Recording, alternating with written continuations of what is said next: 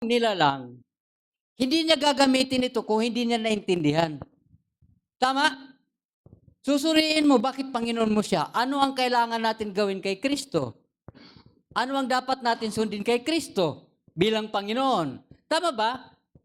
Lahat tayong mga born again, lahat tayong lumabas sa Catholic, Panginoon natin si Kristo, dapat alamin natin kung ano ang pinapagawa ni Kristo sa atin. Hindi naghahatulan ka agad. Kasi magkakasala ka dyan. Yun is sinasabing mapaggawa ng masama. Tama ba? So yun.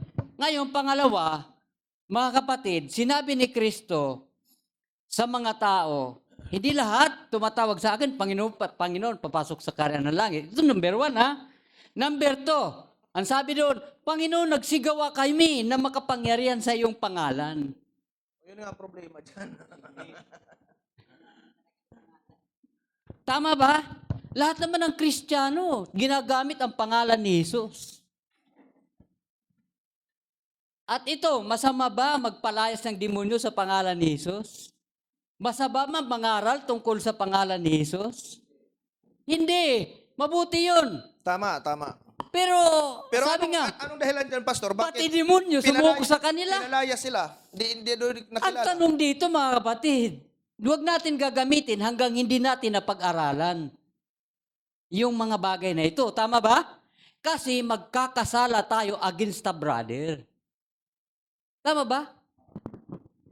Kung hindi pa nga tayo born again, magkakapatid tayo sa Spirit, sa Diyos. Tama ba?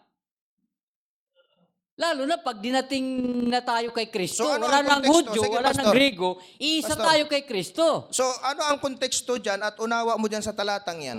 Kaya nga ito, tatlo ang pinag-aaralan natin. Bakit pinalaya sila? Wala, tama, agree ako Sabi doon. dito, Hindi masama na hindi masama magpagaling. mangaral tungkol sa Ebanghelyo. O, tama. Hindi masama mangaral tungkol kay Jesus. Pero bakit nga sila pinalayas, Pastor? Jesus Anong dahilan? Christ. Sabi doon, hindi ko kayo nangakilala. Mayroong pangatlo. Ano ang pangatlong diin niya? Anong dahilan? Ang sabi doon, yung papasok lang sa karian, yung sumusunod sa kalooban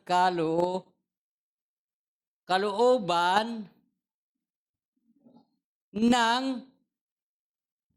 Ama. Hindi nga kalooban yung pinagagawa nila. Sandali Kasi lang. pinalaya sila eh. Ang kalooban ng Ama, huwag kang humatol sa kapatid mo sa Ten Commandment. Paano humatol? Ang Ba't napunta sa kalooban ni hatol? Kristo, huwag kang humatol sa kapatid. Sino naghatol, Pastor? Sino naghatol? Yun nga nag-aangkin dito sa Mateo 7:21, sabi, hindi lahat tumatawag pagkatapos namumuhay doon sa ibang congregation. Walang nagsabing may namumuhi at walang naghatol. Base lang Ibig din sabihin, sa talata. ginagamit ito ng lahat ng Kristyanismo pa-against to another. Hindi, lahat ng religion, Kristyano sekta. gumagamit yan sa talatang yan eh. Ngayon, ganito, ano ang kalooban ng Ama? Ito ngayon ang dapat pag-aralan ng lahat ng religion. Ang kalooban ng Ama, lahat maligtas, makalam ng totoo. Tama Pagkatapos naman ang gumagamit Mateo 7:21, ay iba kayo.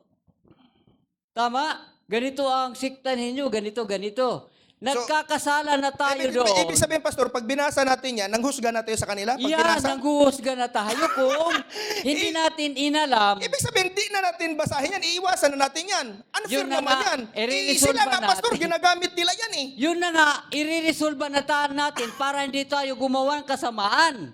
Pero ikaw lang Ano yan? nag-iisip, Ang Pastor, na may kasamaan- nangahatol dyan sa talatang yan. Ang Kaya nga sinulat yan para basahin natin. Tama. Inilalagay nga natin sa tama eh. Hahanapin natin ang... Kasi nga, pinalaya sila dyan. Ano bang konteksto unawa mo dyan sa Ito talatang kasi, yan? ganito. Bakit pinalaya sila? Ang Hindi masama na papasok gumamit sa lang- pangalan. Nagpagaling, nagpalayas ng demonyo. Oo nga. Pero bakit pinalaya sila? Kaya nga, Hindi daw sila re-resolve nga kilala. natin Anong ito. problema?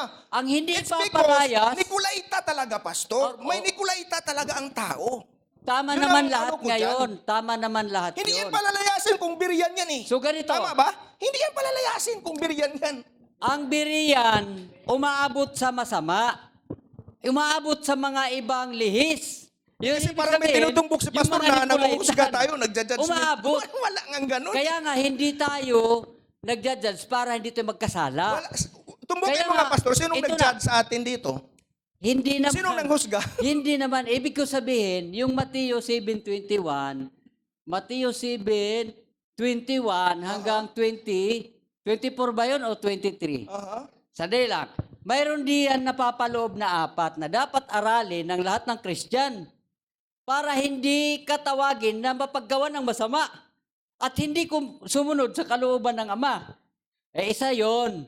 Ang alamin natin, ang kalooban ng Ama ang pinapahanap ni Kristo. Kapag hindi ka sumunod sa kalooban ng Ama, matatakwil ka talaga. Sinabi ni Kristo, mapaggawa ng masama. Ang Diyos, kung ilalagay mo sa sarili mo, image of God, pumatol ba basta ang Diyos? Na tayo makasalanan dati? Hindi naman Inaabot ng Diyos yung sinabi ni Brother Ip. Ang Diyos umaabot doon sa nalilihis, doon sa makasalanan. Hindi niya kaagad hinahatulan, kundi inaabot, marating. Kaya nga ito,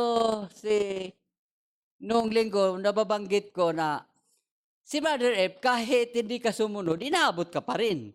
Hindi siya basta humahatol, bagamat maraming binibitawan din na medyo masakit sa kalooban. Pero hindi siya humahatol agad, kundi nag-aantay siya maging beriyan ang tao. Ito kasi yung pangatlo, ang hinahanap ni Kristo, yung sumusunod sa kalooban ng Ama. Itong lahat ng denomination, mag-aral kung ano ang kalooban ng Ama. Hindi ka agad gagamitin para sa iba. So tayo, nag-iingat din para hindi natin magamit ito ng mali. Ipamukha na lihis na kayo, kulto na kayo. Tama? Ang kailangan nila, pag-aralan itong pinupunto,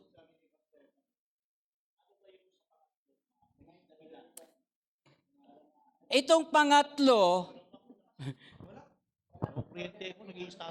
so itong pangatlo, mga kapatid, hamon ko, lahat ng religion, may pinag-aralan, mga bihasa sa theology, Christology, kung inaakala natin na lihis sila, yun ang pinagtiyagaan ng Diyos na hanapin. 1 Timothy 2:4, na ibig ng Diyos, lahat maligtas, makaalam ng katotohanan.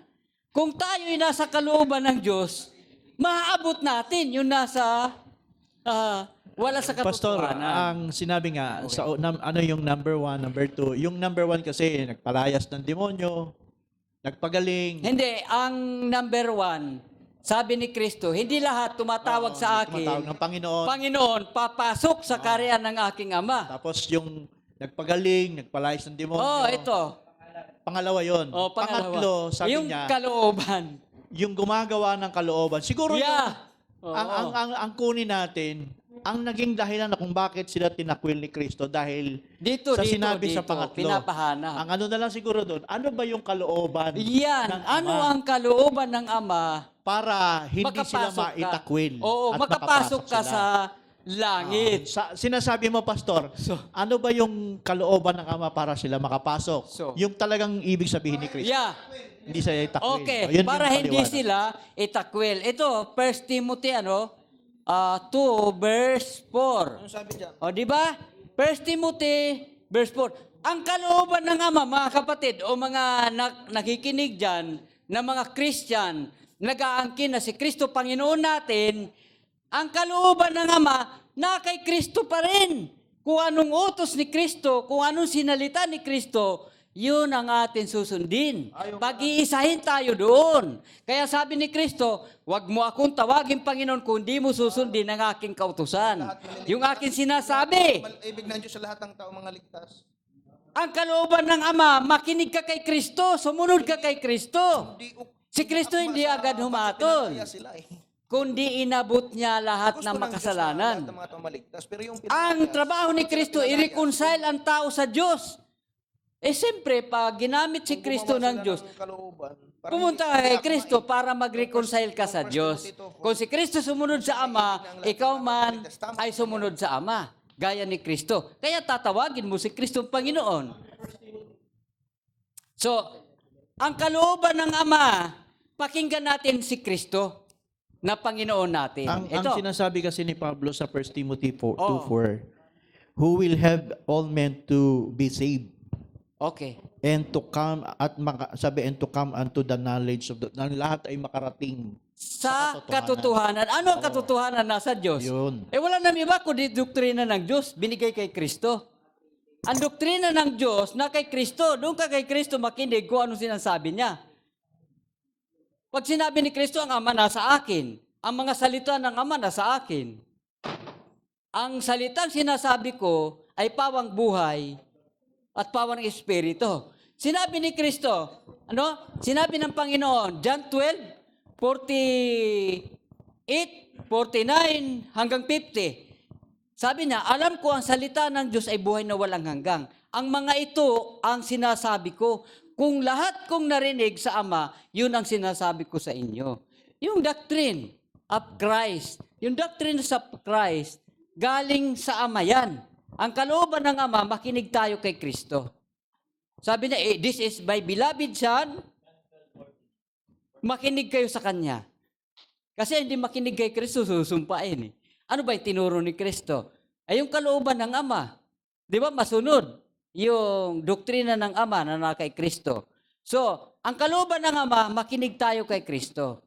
Si Kristo at ang Ama hindi humatol kaninuman, kundi umabot siya sa wala sa katotohanan. Dapat ang ugali ng Christian, kung ang mga isang congregation wala sa katotohanan, pumunta siya doon.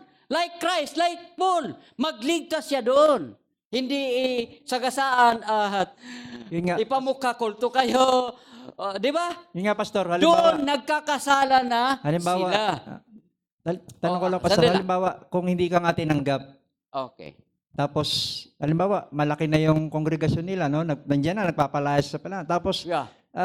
inanoin ka ng Panginoon. Ano lang assuming lang, pinuntahan mo to, tapos hindi ka tinanggap, talagang tinakwil ka pa, yung mga aral ni Kristo, etc. Anong matatawag natin doon? Pwede ba natin hatulan, gamitin natin 7:21 to 23? As a righteous Ang God, gagamitin- ang Diyos ang hahatol? Ang gagamitin natin doon, sabi ni Pablo, ituring na natin unbeliever. Yun. Kasi hindi pa nakakaalam ng katotohanan. Ang sinasabi dito, ang kalooban ng Ama, lahat ng tao makaalam ng katotohanan. Alam naman natin, ligaw tayo lahat eh. From mother of harlot tayo eh. Paano po yung Galing tayo sa spiritual fornication. Dali, isa na lang. O, sige, okay.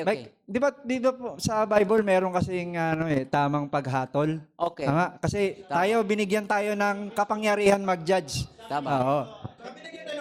Yes. Paano? Yes.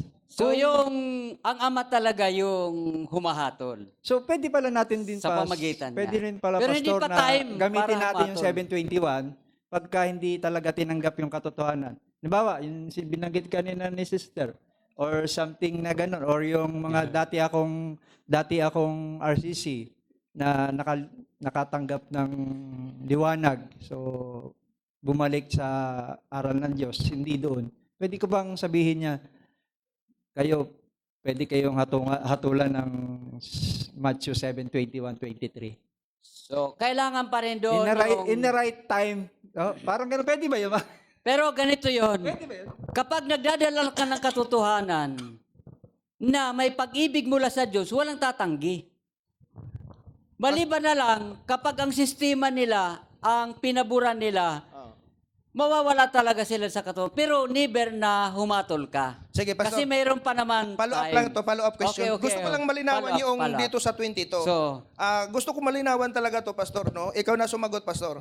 Sabi doon sa 7:22, marami ang nagsasabi sa akin sa araw na yaon, Panginoon, Panginoon, hindi baga nagsipanghula kami sa iyong pangalan at sa pangalan mo'y nangagpalayas kami ng mga demonyo at sa pangalan mo'y nagsigawa kami ng maraming gawang makapangyarihan. So, we understand na itong mga tao na tinutukoy ni Kristo, mga ministro, pastor, ginamit ang manggagawa pangalan ni po Jesus. talaga ito. O, ginamit Malinaw ang pangalan ito. ni Jesus. Ginamit Tama po. ang pangalan ni Jesus. Oo, so gusto ko lang malinawan Sige. na sabi nito, at kung magkagayoy, ipapahayag ko sa kanila, kailan may hindi ko kayo nangakilala. Okay. Kasi ang di ko maintindihan, ang sabi nila, Panginoon, nangaral kami ng iyong mga salita, nagpapalas kami ng mga demonyo, nagsigawa kami ng mga gawang makapangyarihan. Pero bakit ganun ang sagot ni Kristo? Hatol na kaagad, brother, hatol na kaagad ang ginawa ni Kristo. Isipin mo, ang unfair naman yan, Panginoon. Ginagamit nga namin yung pangalan mo eh. Nangangaral nga kami ng iyong salita eh. Nagsigawa kami ng makapangyarihang mga gawa eh. Bakit hinahatulan mo kami na lumayas kayo, mapaggawa ng katampalasanan? Si Kristo may hatol yan, hindi tayo. Nakasulat sa Bible, bro eh. Bakit hinatulan niya yung mga taong yun, Pastor? Yun ang gusto kong maunawaan. Tama. Ano ang paliwanag mo dyan? Tama Ano ka. ang mayroong attitude ang mga taong yun? Yun ang gusto kong Tama ka. malinawan. Ito nga ang atin sinusuri. Ano yung sinasabing kalooban ng Ama? Di ba? Ang kalooban ng Ama, magligtas eh. Ang tao ma-reconcile.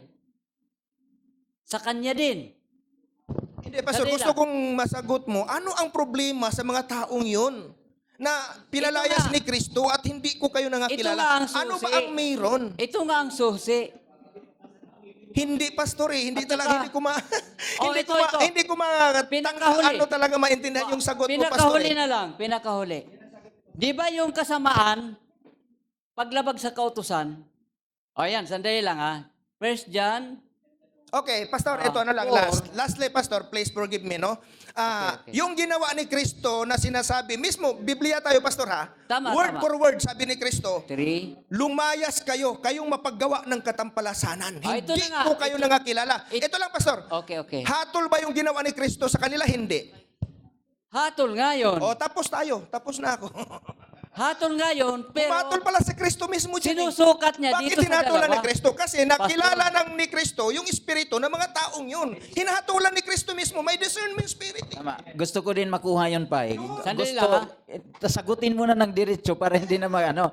Ngayon, ang sabi ni Papa doon, dahil gumawa din sila ng nagprophesy Ito. din sila. Ngayon, ang gusto niyang makita, ano ang dahilan kung bakit sinabi ni Kristo na hindi ka kuya kilala? Ito nga yun, mapaggawa ng masama. Ano ang masama sa Bible? Yun. Ano yung masama na yun? Kung bakit Ayan, inano? basahin natin, Basahin natin. O yan ha.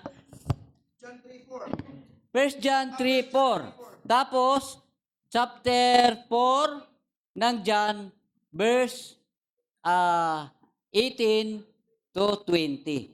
So, yan lang. Paano naging masama ang tao? O, 1 John 3:4.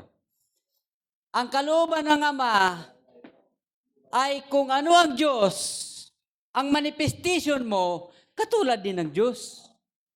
O, sige, basahin natin. 1 John 3:4. 1 John 3:4. Sabi ano yung nito, masama? Pastor, ang sino mang gumagawa ng kasalanan Ayan. ay sumasalangsang din naman sa kautusan. At ang kasalanan ay ang pagsalangsang Yan sa ang kautusan. masama. Pero Pastor, Yan ganito ang Pastor, no? Pastor, masama. excuse me. Okay. Sa panahon na yon, hindi talaga matanggap ng mga taong yun na gumawa sila ng kasalanan. Kasi nangangaral nga sila ng salita ng Diyos, bro eh. Nanghuhula sila, nagpagaling sila sa pangalan ng Panginoon. Tapos sasabihin mo ba na gumawa ako ng kasalanan? Kung ikaw, tayo yung bro, masakit sa atin yun. Ito kasi ha, ito expected ha. natin na maligtas tayo kasi nangangaral tayo sa pangalan ng Panginoon.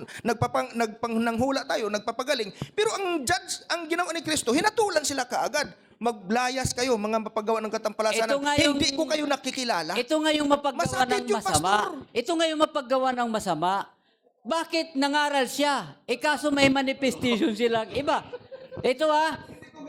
Follow up, Pastor. Follow up. Ano daw ang... ito. 1 John 4, 18, 19, 20. Lubat sa cellphone ko. O yan. Kaya nga, ang kautusan ng Ama, yung kalooban ng Ama, ang kautusan niya masunod. Pastor Kahit pa. gumawa ka nito, kapag nilabag mo na ang utos, kahit gumawa ka nito, buong buhay mo, pagkatapos may manifestation kang ganon, mapaggawa ka ng masama. Pastor, follow up lang tanong. Di, babasahin muna natin. Babasahin. Sige, follow up na tanong. Follow up na tanong, ikakarga na lang natin dito. Pag-uusisa. Ito akyat tayo sa taas. Sabi ni Kristo, huwag niyo akong tawagin Panginoon kung hindi niyo susundin yung sinasabi ko. 1 John 4:18. Di ba ang utos ni Kristo, great commandment, dalawa nga lang yun. Yan, dalawa nga lang yun. Wala nang iba, doon nang tayong sinasala. Kasi ang tao, dito namumuhi sa kapatid. Pagkaroon ng Oo. Kaya nga, ito nga, hindi nga masama ang pangangaral. Ang masama, yung na-bypass mo na yung law.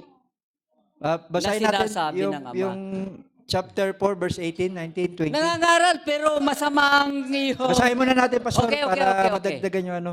1 John 4, 18 hanggang 20. there is no fear in love, Okay. but perfect Kasi love God, I love. casteth out fear, because fear hath torment. Wala. Malaya ka. He that feareth is not made perfect in love. 19. We love him because he first loved us. 20. If a man say, I love Yan. God, and hateth his brother, he is liar. For that loveth Yan. not Yan his ang brother masama. whom he hath sinned. Yan ang How masama. can love God whom he hath not sinned? O yan ang masama. Kahit ginamit mo pa ang pangalan, kapag bumagsak ka dito, wala na. Ang kalooban ng Ama, na-bypass mo. Yung kalooban ng Ama, na-bypass mo. Kasi God is love. God is love. Ang gusto ng Diyos, yung nasa list, maligtas. So kung to may confirm lang panahon. paano? To Di ba si confirm. Kristo at saka si Pablo, pumunta muna sa mga Hudyo. Silang dalawa pumunta sa Hudyo para iligtas, makaalam ng katotohanan. Pero tinanggihan. Wala kang magagawa. Wala kang magagawa dahil nakasulat yan. Maraming gumagamit ng pangalan pero hindi lahat papasok. So to confirm lang, Okay. kaya ba sila pinalayas bagamat sila ay nagpa-prophesy, nangaral. gumamit ng pangalan, Nangaral, gumamit. ay dahil doon Dahil sa manifestation. 1 John, hindi Oo. mo na, tapusin mo muna para Okay. Dahil doon sa 1 John 4:18 to 20, Tama. hindi sila umibig sa kapatid. Yan, tama. So yun yung Yan dahilan. yung mapaggawa ng masama. Yun yung dahilan. Kahit So bagamat nagpalayas nagpalayas ka ka, gumamit ka ng pangalan, Gumamit ka. pero mayroon kang bagay na kinaligtaan na hindi ka Yung umiibig doon sa kapatid, Kautusan ng Diyos. yun yung problema. God is love. Okay, yun yung sabi. So, kasi kung hindi mo magawa yan, hindi ka pinalaya at hindi mo maaabot yung nasa lihis. Pastor, So, ibig sabihin, Pastor, wala silang pag-ibig. Kaya pinalayas. Wala talaga kasi nakita na ng Panginoon na ginamit ang pangalan niya, hindi naman sinunod siya. Pamumusong yun. Pamumusong yun. Pastor, Yan na yan. follow-up tanong. Oo. Ayon dyan sa... Kasi ito, Pastor Padon, kung ikaw nasa Diyos, inaabot mo ang lahat. Kaya nga sabi ng Diyos, halika kayo, magliwanagan tayo, mag-aral tayo, magdamagan, pakitaan tayo ng ebidensya kung ano ang kalooban ng Diyos. O kung ano ang kalooban ng Diyos. Base yan sa Matthew 7. Mm. Di ba, mayroon pa ibang verse, sabi doon na, O marami pa. ang matuwid nga ay bagyang maliligtas. Yeah. Yung Sabi doon, matuwid. di ba? Tama. Ibig sabihin, pag matuwid, sumunod din sa kalooban ng Tama, Diyos. ito rin yun, ito rin. Bakit? Ito rin Parang yun. pinalayas pa sila. Oo. Kasi mayroon, hindi naman pinalayas, may temptation. Matuwid na ngayon, bahagya pa maliligtas eh. Brother Jose, temptation yun na nakapaghadlang sa kanila. Temptation. Kaya nga tayo, nagpapakalinis tayo tulad ng Diyos na malinis. Ang Diyos din nagkasala sa tao, binigyan na siya ng tao para hindi siya sisihin. Agree? Dapat ganun ang ating damdamin, ang ating mind. Na katulad ng mind ni Christ, mind ng God. Tinan nyo, ang ministry ni Kristo, ministry ni Paul, magiging ministry din natin eh. Umabot tayo doon sa mga wala pa sa katotohanan. Ang katotohanan, pinalaya ka. At wala kang taong itsatsapuyra. Tama ba? Kaya nga ang Diyos 7-7 eh. Kapag nandoon ka, may 7-7 ka. Na katulad ng larawan ng Diyos. Kaya nga sabi dito, magbihis tayo ayon sa katwiran ng Diyos at kabanalan ng Diyos at katotohanan ng Diyos. Katotohanan ng Diyos, hindi humahatol kanino man hanggang hindi siya nagbibigay ng time. Ang hatol ng Diyos may time eh. Pero ang tao, hindi hinatulan agad. Katulad tayo, magkasala tayo lahat. Hindi naman tayo hinatulan. Binigyan tayo ng chance. Tama na makapagbalik loob sa Diyos. Pala uli, to O, wrap up lang pa, no? Okay, okay. Hindi ka pwedeng gumamit ng Mateo 7:21 to 23 kung hindi mo Hindi mo- naiintindihan yung laman. Yung laman. Yung Hindi laman pwede nun. yun. Okay. Kasi katang-isip lang, nagkakasala ka tuloy. Kung ikaw ay nasa Diyos, ikaw ang maghanap nung sinasabi mong mga kulto para dalhin mo sa pagsunod sa Diyos. Hindi kayo magkakaaway eh. Kasi nire-reconcile natin. Ito, basahin natin. Ito ang verse na ibabasahin natin. 2 Corinthians, ito yung pinapagawa sa atin ng kalooban ng Diyos. 2 Corinthians 5:17 hanggang, pakibasa. Ano tayo? 1 Corinthians 5:17 5:17 hanggang ano tayo? 20. Ito First nandito ang Corinthians ministry 5. natin. Hanggang- Ministry Hanggang verse 13 lang po ang 1 Corinthians 5, Pastor. hanggang Ang 1 Corinthians 5 ay hanggang verse 13 lang po. 2 Corinthians 5:17. So ito yung ating ministry. Bagong nila lang. 3. Ang ministry ng mga anak ng Diyos to reconcile, hindi to war. Hindi to war. Kapag nagdadala tayong katotohanan, katulad tayo kay Kristo na hinahanap ng mga tao para makakain Pastor, spiritual. basahin ko po. Okay. 2 Corinthians 5:17. Okay. Hanggang saan po, Pastor? 20. Okay. Okay. Kaya kung ang sino man na nakikikristo ay siyang bagong nilalang, ang mga dating bagay ay nagsilipas na. Narito, sila ay pawang naging mga bago. Datapat ang lahat ng mga bagay ay pawang sa Diyos Okay. na pinapakipagkasundo tayo sa Kanya rin sa pamamagitan Yeah. ni Kristo at ibinigay sa amin ang ministeryo sa pagkakasundo. Verse 19, sa makatuwid bagay na ang Diyos kay Kristo ay nakipagkasundo ang sanglibutan sa Kanya rin na hindi ibinibilang sa kanila ang kanilang mga kasalanan Okay. at ipinagkatiwala sa amin ang salita ng pagkakasundo. Verse 20, kami nga'y mga sugo sa Yan. pangalan ni Kristo. Yan. Nawaring namamanhik ang Diyos sa pamamagitan Yan. namin. Kayo'y pinamamanikan namin sa pangalan ni Kristo na kayo'y makipagkasundo sa Diyos. Yan. Kung ang Diyos kasundo mo, sinong tao hindi mo makasundo? Na ang manifestation ng Diyos nasa iyo. Ikaw ang nagdadala ng kaligtasan, ikaw ang nagdadala ng reconcile, hindi tagahatol, kundi hinahanap mo yung nasa kadiliman. Kasi ilaw tayo eh. Amen. Kapag ilaw tayo, sinasabi na, iniiwasan natin yung kapwa natin, nasaan yung pag-ibig ng Diyos sa iyo? Pastor, paglilinaw lang. Kahit nangaral ka pa, na wala ito, sasabihin ni Kristo, Okay.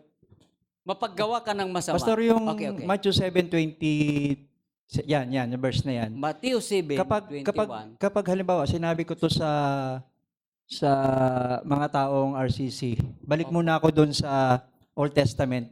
Alam niyo sa Jeremiah, maraming nakasulat, yung taong nag-graven image sa kumuha ng ng kahoy, ginawang Diyos-Diyosan Revolto. niya. Pwede ko bang sabihin, etong tao na to mapupunta sa lake of fire? Kasi nabasa ko, galit ang Diyos sa ganun. Etong gagamitin kong verse ngayon, yan 17, 21, 23. Kung sinabi ko ba ron sa hinahatulan ko ba sila? Naghahatol ba ako sa kanila? Hindi, di ba po? Ang naghahatol kasi ang Diyos eh. Wala tayong karapatan maghatol. Pinoforeshadow lang natin, pinoprototype natin, yung darating na kalalagayan nila. Ito ang sagot ko.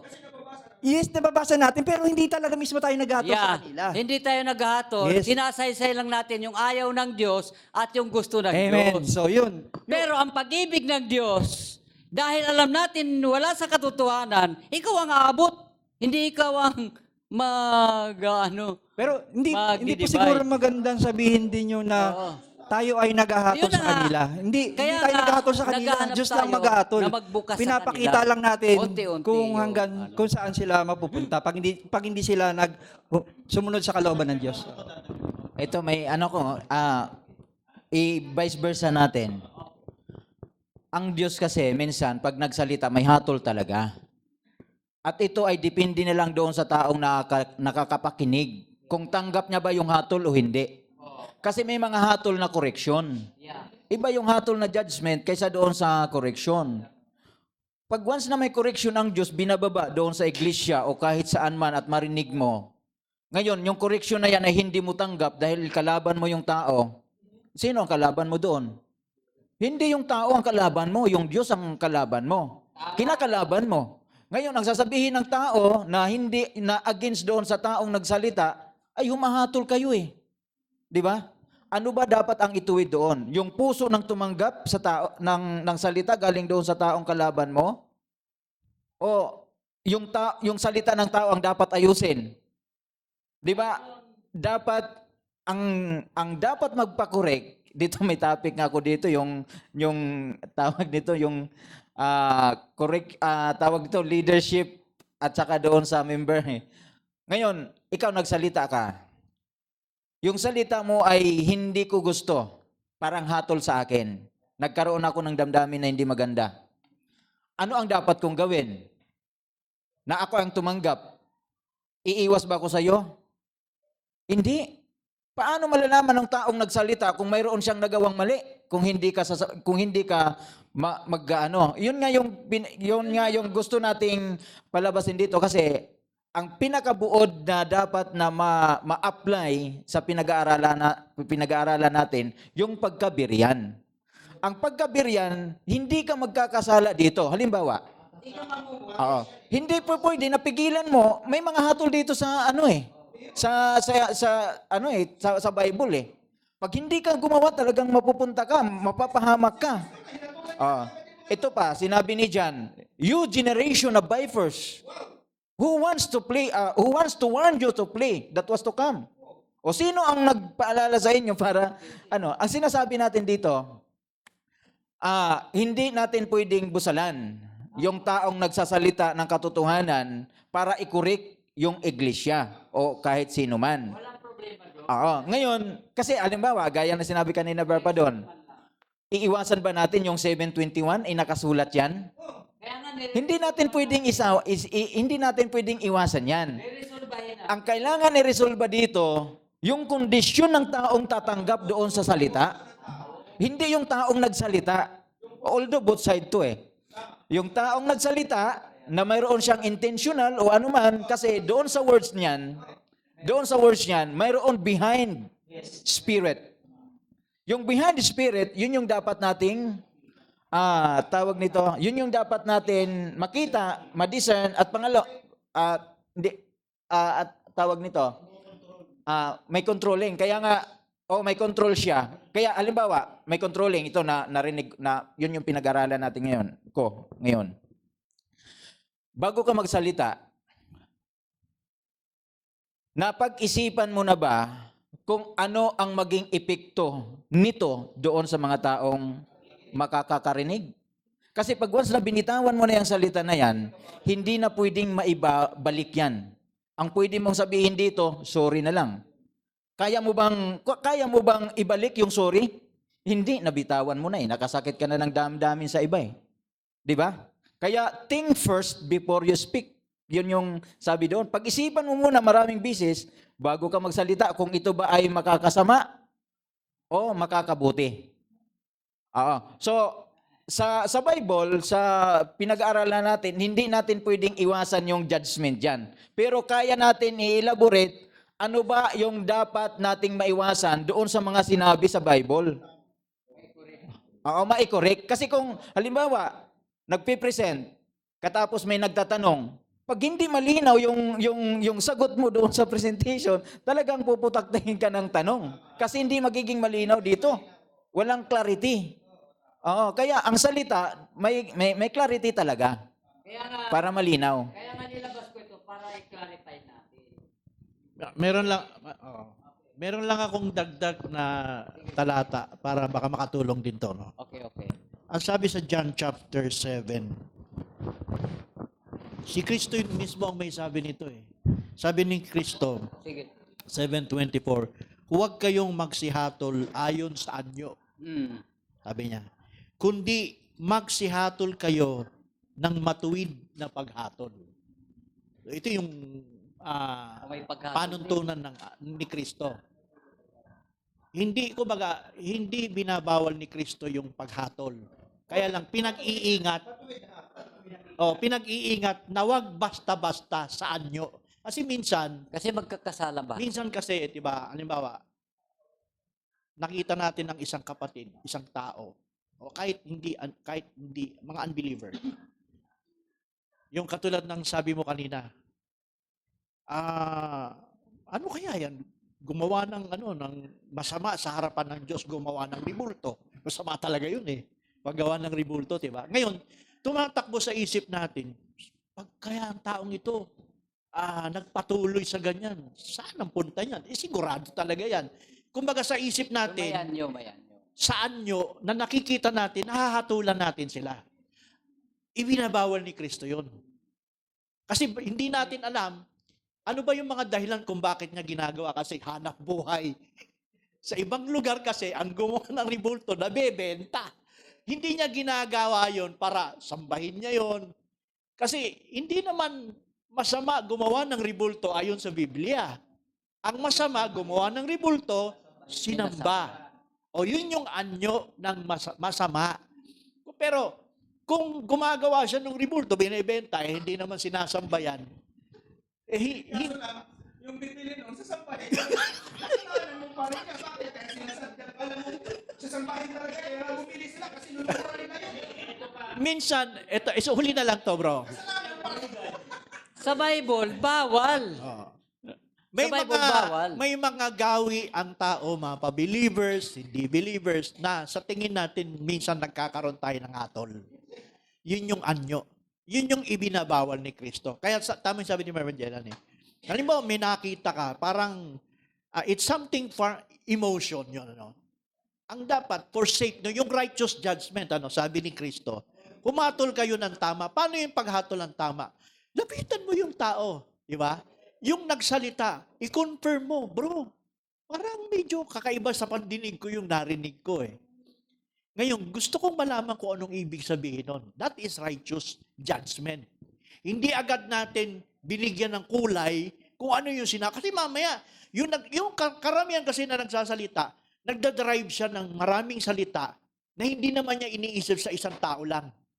Pero ang nagkataon na parang tumatama sa kanya na yun, parang may ibig sabihin yun So, di ba? Parang mukhang ano yun Mukhang paano yun? Palipad hangin yun Ngayon, yun yung anyo. Nakikita lang natin parang ganon. Ipinag-iingat ni Jesus yan. Sabi ni Jesus, huwag kayong humatol sa ganon, sa anyo. Kaya forsake, kasi sabi nga kanina, mayroong tumatakbong deception, possession. Para hindi tayo matrap dyan, kailangan ng paghatol natin is a righteous judgment. Sabi nga, paano forsake, no? Kailangan umiral yung bereyan. Hindi agad reaction. Hindi agad tanggap na ako yun Hindi ganon. Kundi, confirm mo sa tao, bro, may nabanggit ka na kanina. Parang ako ang tumbok eh. Pwede ko malaman. Hindi papaliwanag ngayon yun, di ba? Habang pinapaliwanag niya, naiintindihan natin na hindi pala yun ang ibig niyang sabihin. Na ibig niyang tukuyin. So, nalilinis ka sa sarili mo, nawawala yung malisya. So, kasi dahil anyo yun eh. Yung baga, sinabi ni Kristo, wag agad kayong humatol dahil sinabi lang ng tao na ganyan, ginudge na agad. Yun yung sinabi ni As Pastor. a Berean, pagtatsagaan mo. Pagka Berean, ang gagawin mo, pupuntahan mo, may hatol pa rin sa tao. Pero ang hatol mo sa tao, patas. Righteous. Ang ibig sabihin ng righteous judgment, patas ka. Inaalam mo yung kung ano yung ibig sabihin. At kapag nalaman mo na, doon mo na ilalagay yung hatol, hindi pala. Kung totoo man yun, sinabi niya, bakit mo nasabi yun? Kasi bro, ganito matindi talaga ang galit ko. Di ba? Kasi ginawa mo to, nasabi mo to. Nasaktan ako, kaya ganito. Di ba? At least, ganun ba? Pasensya na bro. Nagawa ko to. Nakahingi ka ng tawad sa kanya. Ano naman yun, Pastor, pang magkakapatid kay Kristo? Oo. Kasi, hindi bawal ang humatol sabi niya, hindi bawal ang humatol doon sa matuwid na paghatol. Tama. Ang masama, Humahatol tayo dahil sa anyo. Ayun ang sabi ni Kristo. Pinag-iingat Yung tayo lahat kathang dyan. paghatol. Sa loob ng iglesia, sa labas man din, bawal ang humatol sa anyo. Tama. Yun yung. Kaya nga sabi ni Kristo, ang walang kasalanan siyang bumato. Tama? Pero sinabi ni Kristo, ang paghatol ko matuwid. Sapagkat hindi lang ako ang humahatol, kundi ang aking Ama. Tama, hiniwalay naman niya yung mga paganism at saka yung mga anak ng Diyos sa lumang tipan eh. Sumahatol siya ayon sa paghatol ng Ama. So,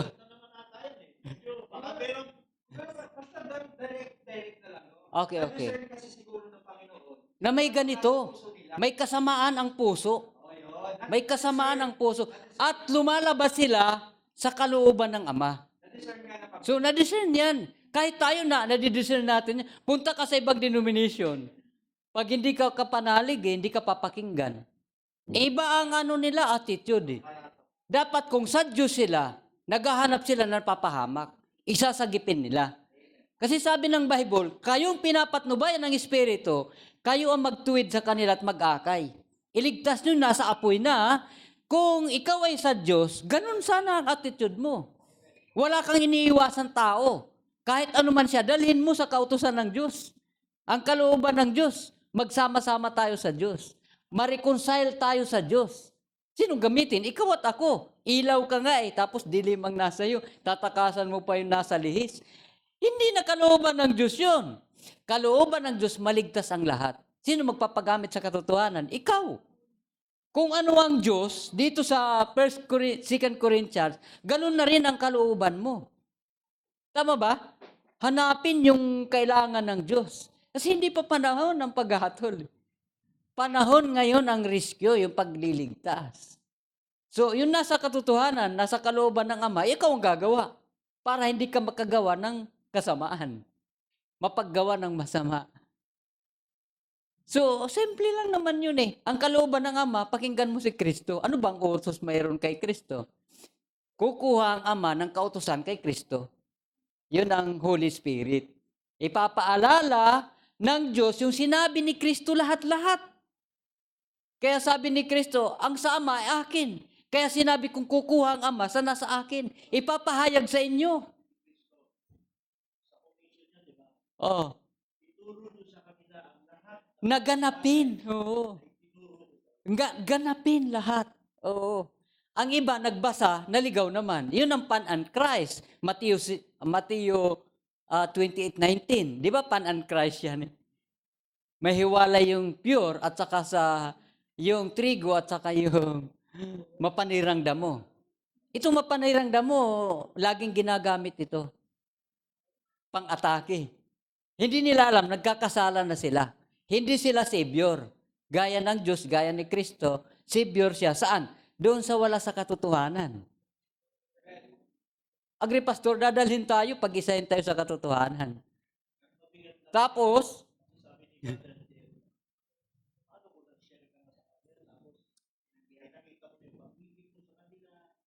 yun na nga.